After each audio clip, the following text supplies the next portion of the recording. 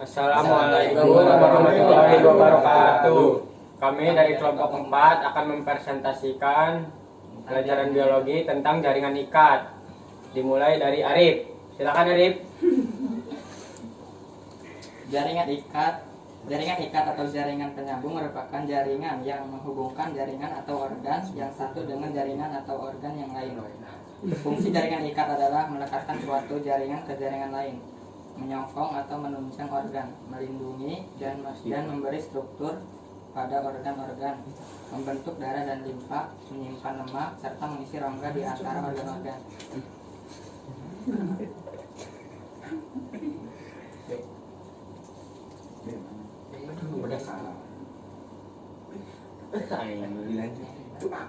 Dilanjutkan oleh Miftah.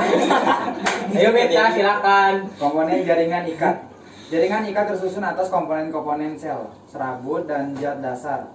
Pada bagian tubuh yang berbeda, jumlah sel, serabut, dan zat dasarnya berbeda, tergantung pada fungsinya. 1. Sel. Sel-sel penyusun jaringan ikat terdiri atas beberapa macam, yaitu fibroblast, makrofag, dan sel masset, sel lemak, sel plasma, dan sel putih. Sel-sel tersebut berasal dari diferensi sel-sel membran embrional. 2. Serabut. Serabut jaringan ikat terdiri atas serabut kolagen, serabut elastin, dan serabut retikuler.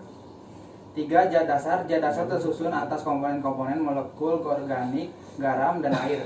Fungsinya adalah sebagai zat pengisi ruang antar sel dan antar sel tersebut pada jaringan ikat. Oke, dilanjutkan oleh Martin. Silakan Martin. Macam-macam jaringan ikat. Secara umum, jaringan ikat dapat dibedakan menjadi jaringan ikat biasa, jaringan ikat khusus, ikat penyokong, dan ikat penghubung. Jaringan ikat biasa di atas, ikat padat, dan jaringan ikat yang A, jaringan ikat padat memiliki matriks yang berisi banyak serabut dengan susunan yang teratur dan padat. Komponen utamanya adalah kolagen putih. Jaringan ini sifat tidak elastis tetapi cukup fleksibel. Ikat padat dapat dibedakan menjadi jaringan ikat padat. Jaringan ikat padat tidak teratur dan jaringan ikat padat elastis. Oke, dilanjutkan oleh Sabik. Silakan Sabik. Jaringan ikat padat teratur. Jaringan ikat padat teratur memiliki bekas serabut kolagen dan fibroblast yang tersusun teratur ke satu arah, berfungsi untuk memberi kekuatan fleksibel, misalnya terdapat pada ligamen serta tendon. Ligamen merupakan penghubung antar tulang yang berbentuk pipis, sedangkan tendon adalah ujung otot yang melekat pada tulang. Ligamen bersifat lentur, sedangkan tendon bersifat tidak lentur tetapi fleksibel. 2. Jaringan ikat padat tidak teratur. Jaringan ikat padat tidak teratur memiliki banyak serabut kolagen yang terdapat dalam bekas-bekas berbentuk anyaman jala. Serabut kolagennya lebih kasar. Jaringan ikat padat tidak teratur disebut juga jaringan ikat padat kolagen. Terdapat pada lapisan bawah dermis kulit, tulang, persendian, katup, jantung, dan sebagai kapsul untuk menyelubungi organ-organ. Jaringan ikat padat elastis. Jaringan ikat padat elastis terdiri atas bekas-bekas serabut elastis yang tersusun padat dan sejajar. Fungsinya adalah memberikan elastisitas pada jaringan karena dapat memegang atau setengah kali dari panjangnya. Jaringan ini terdapat pada dinding arteri besar, aorta, trakea, dan saluran bronkus.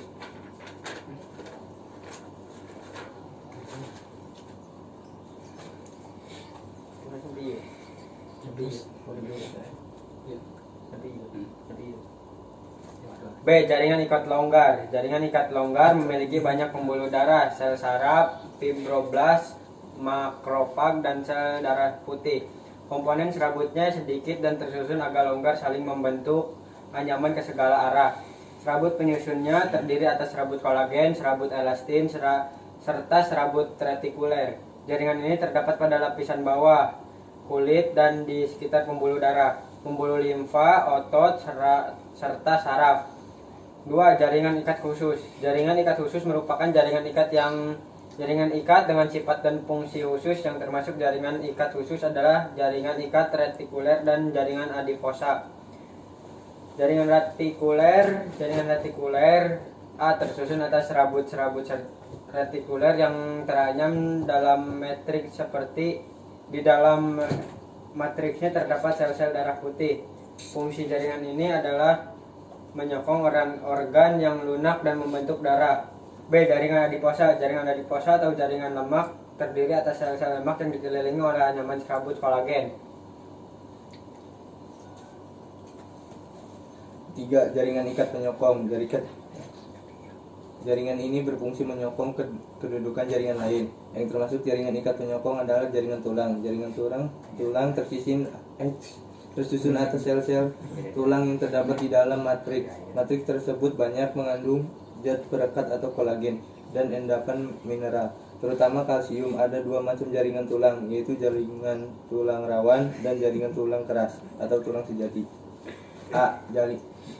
Jaringan tulang rawan.